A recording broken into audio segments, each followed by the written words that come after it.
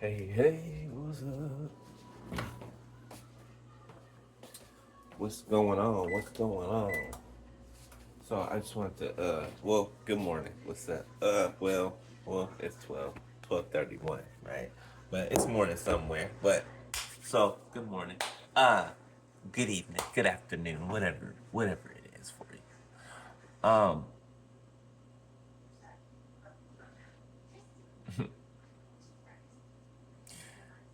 You know how something pops in my spirit, you know?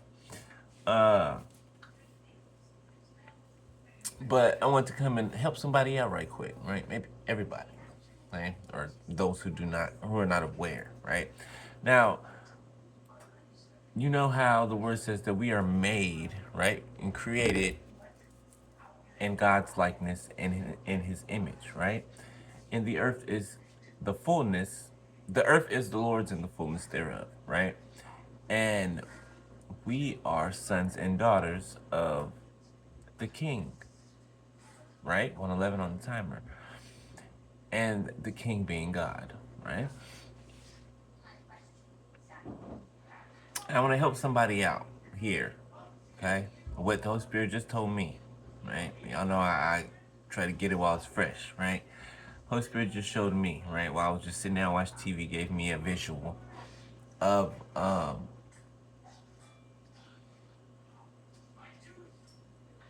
just like God has made us in His image, right? His children, right? Just like He's made us in His likeness and His image, right? Remember I was talking about yesterday about being royalty and certain things that come with that royalty, right? Certain things that are attributed to that royal bloodline, right? You are automatically awarded certain things. You are automatically granted access to everything, right? Most things, right? That God will allow, God willing. But point being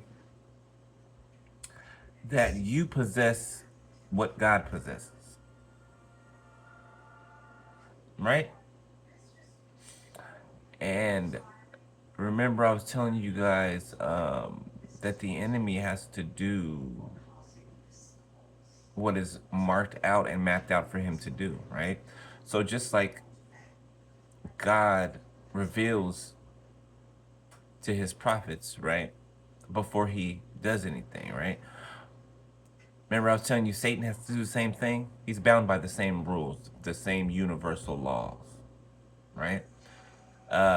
Just in his aspect of things, it's perverted, right? It's dark, it's twisted, it's wicked, right? So just like God will reveal things to his people before he makes a move, right? The enemy has to do the same thing to the masses, right? But the enemy does it in such a subtle way that's in your face, but you don't even notice that it's in your face, right?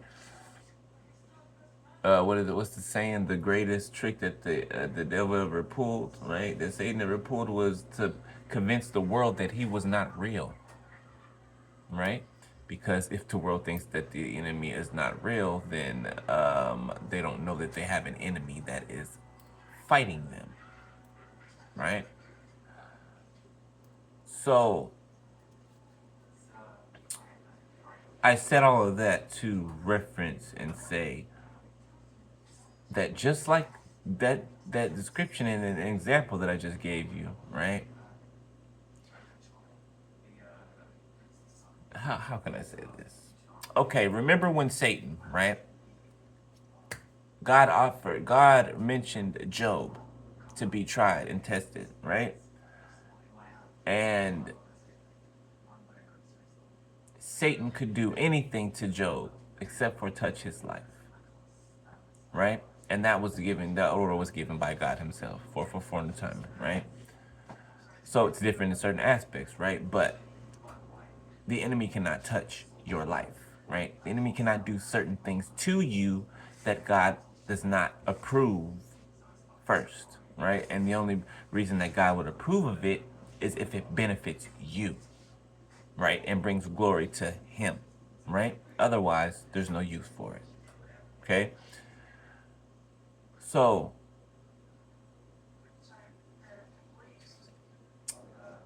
sorry, I had a brain blank. So, just as the enemy has to get permission from God to do things, to test you, to try you, to persecute you, right? You have the same authority. Think about it. You have the same authority. You have to give permission for the enemy to overtake you. Do you not? You have to come in agreement with what the enemy is trying to convince you of, right? So that means you have dominion, which we know already, but I'm just giving you another side of that. We have dominion, right? In the earth. We have authority in the earth and in heaven that our Father has given us, that we have inherited because we are His sons and daughters, right? So just like God had to give Satan the right of way to attack Job, right? Without touching his life, right? You have the same authority that when things come against you and people come against you, it's up to you. Do you get what I'm saying? You give the okay or the no when the enemy comes to try you. You give them the okay and the right of way by agreeing with the enemy says, agreeing with what the enemy says about you, right? That is not true, right? Um, Believing things about yourself that are not true. You get what I'm saying? And you not giving permission would be you rejecting what the enemy says that isn't true. You having faith and courage and um, um, confirmation, the mental fortitude, right? To withstand, to stand up straight, to stand your ground, right? I know you get what I'm saying. I don't even have to ask for this one. I know you're getting what I'm saying, right? So in that saying that, you have the same authority as God does when he has to give permission to the enemy to do whatever the enemy is requesting to do to you. Okay?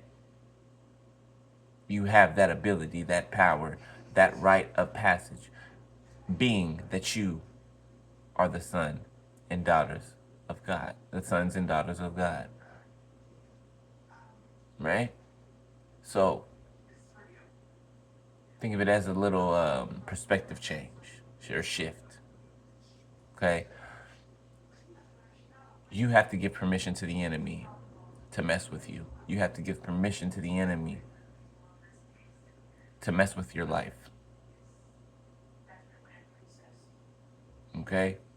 And not giving him permission means that you've come into knowing yourself, means that you know your authority, means that you know who you are in God, and you know your capabilities and what God has afforded you and the gifts that He's granted you.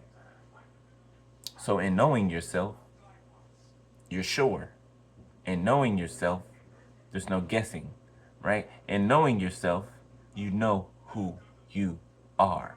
You know the authority that you carry. You know the power that you hold. So of course you're not going to let somebody outside of that authority, that power, that dominion come and tell you what to do with what God has given you, which is the earth and the fullness thereof. right? Right. So I hope that helped somebody. All right. I love y'all. I'm about to make me something to eat right quick. I'm hungry. And I'll holler at y'all later. Peace.